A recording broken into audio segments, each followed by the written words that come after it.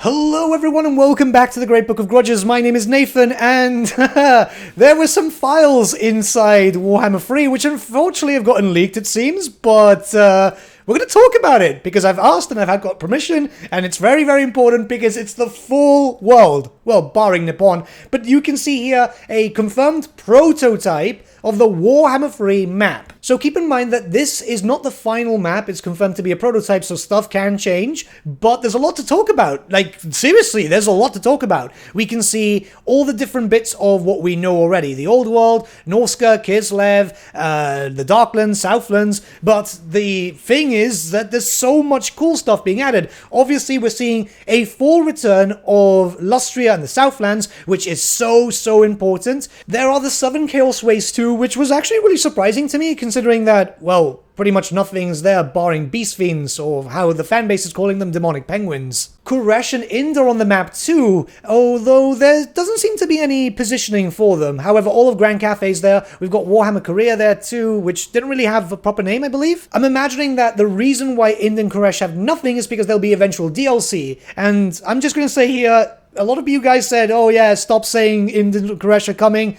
I mean, this kind of looks like it. I'm actually really excited because the map looks absolutely ginormous. Now, we do know that some people have been able to get into the game files and see that some settlements have been squished down. There's also been some provinces being squished down and so on, which makes sense. We know now that there's about 500 provinces in total, which is massive. There's so much here. I am absolutely overwhelmed with how much is potentially going to come. Not only does this mean that we have potential for DLC for IND and Khuresh, like I said before, but loads more other DLC. There's just so much potential with a full world map that we really didn't have with, say, for example, well, just the map that we had for Warhammer 3. Cafe was very small. We couldn't really get all the other dragons in there and so on because their locations aren't there. Same with the Monkey King and so on. But yeah, look at this. It's absolutely huge. Obviously, there's different things, and we don't know exactly how this map is going to end up by the end of it, because you have to think about it this way. They did say it was a prototype, so some stuff could be squished out and so on, but wow, this is really cool. If we in fact do get it like this will be the largest total war game ever by the looks of it. No Chaos Realms, which kind of makes sense. Like, the Chaos Realm stuff means that we would have had the mechanics of that too. So yeah, at least we know that we won't have that, because that was causing some issues with Game 3 with all the spawning armies and agents and so on. But I'm just looking at it from pure DLC potential. Well, not only that, but Lustria is finally proper sized, which was just such an issue in Mortal Empires. Wasn't so much for the Southlands, but let's be honest, like, the Lustria Ball was just horrendous. You didn't want to play there, really. Let's look at things properly, okay? So we've got the Northern Chaos Waste, which seems to be proper sized to what we have respective to the Warhammer Fantasy world. That means that we're getting a lot of territories, a lot of potential places for more Chaos Warriors and so on, although I do hope that some of them start in various different locations. The hinterlands seem to be proper size now too, which potentially could mean, you know, hobgoblins and so on. Kurgan DLC would be nice too, as that was a bit of an issue when it came to the normal Game 3 map, as that was taken over by Chaos, obviously to make way for the Chaos Realms. Norska seems to be fine, Kislev seems to be fine, the Old World in general seems to be fine. I wonder if this means that we might get something later for the Dogs of War, because, I don't know, everything seems to be normal. The Southlands will make it less of a mosh pit. They could add in some more minor factions in there too. Some Lizardmen start positions would be nice, especially with Teto Echo missing and so on.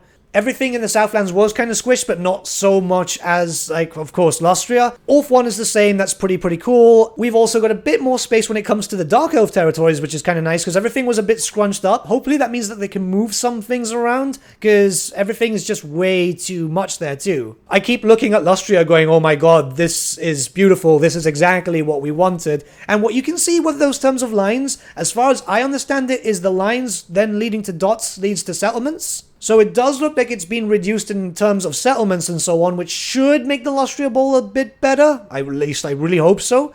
The Southern Chaos Waste, I don't even know why they even did that. Maybe we might get Beast Fins in the future. Maybe we might get something else. I mean, it would be a good start position for Be'lakor, to be honest, so that's not too bad. Everything looks pretty much as expected for the Darklands, so I'm quite happy about that. Keep in mind that obviously Chaos Dwarves will eventually come in, and they need a decent amount of area to be able to actually exist as a faction. It's very, very good seeing Grand Cafe being done in its entirety, and it looks to be really massive. The problem with Game Free's map is it made it look like, yeah, it's not really Grand Cafe in a sense. It's supposed to be known as the largest nation in the old world. However, now it looks a bit more impressive. IND seems to be rather large if we can kind of compare it. Obviously, there's no regions and settlements and so on, but that is absolutely massive. I think those are the Lost Isles of Elephas down there, so that could be kind of cool too, obviously for like a High Elf DLC. There's so much potential here. And then obviously KHURESH. KHURESH is the biggest thing, because I was speculating about it in the past, and yes, I'm saying it because I took a lot of abuse for that. Yeah, Creative Assembly were never going to admit that a DLC was coming. Now it kind of looks a bit more like it's coming. It's really important to note that these areas could be done like Athaloran was back then in the days of Warhammer 1, where the regions exist, the territory exists, but you can't actually go in there and so on until the DLC actually releases and it opens it up. It was just like the Realms of the Wood Elves. And this makes a lot of sense. I think this is very, very doable. I mean, there are a few locations which could be confusing. It's very weird why no Nippon, but maybe this could mean that a map expansion could happen in the future. That's not completely out of the question. I'm just really, really hyped up about this. I'm very, very curious on what this could potentially mean, because if this is a prototype, then this is more or less what we're going to get in the future, isn't it? And wow, like these are going to be very, very large campaigns. They're not going to be done in like the space of a week. These are going to take a while to complete. Like, if you want to paint the map, wow. There is literally so much potential. As you can tell, I'm really excited. This is something, this is what I've really hoped for. This is what I've really, really hoped for the end of the series. Interestingly enough, as you would have seen earlier in the video, there's a message there from a Creative Assembly developer which says, IE will be big, so I guess they're going with the Immortal Empire's name, which kind of makes sense. Everyone else was calling it that, so they might as well do it. I mean, call it the same, because it does ring a nice bell, and yeah, this is pretty cool. Obviously, nothing is final at the moment, so yeah, things can change, but I really hope that they stay with this. I really, really hope that they stay with this. This is just absolute big hype. Let me know your thoughts in the comments below, and let's start a bit of a discussion, because damn, this is impressive. But with that, my friends, we've come to the end of our video. Thank you so much for watching. If you did enjoy the video, might I suggest giving the video a like, or even subscribing to the channel, as it really does help us out.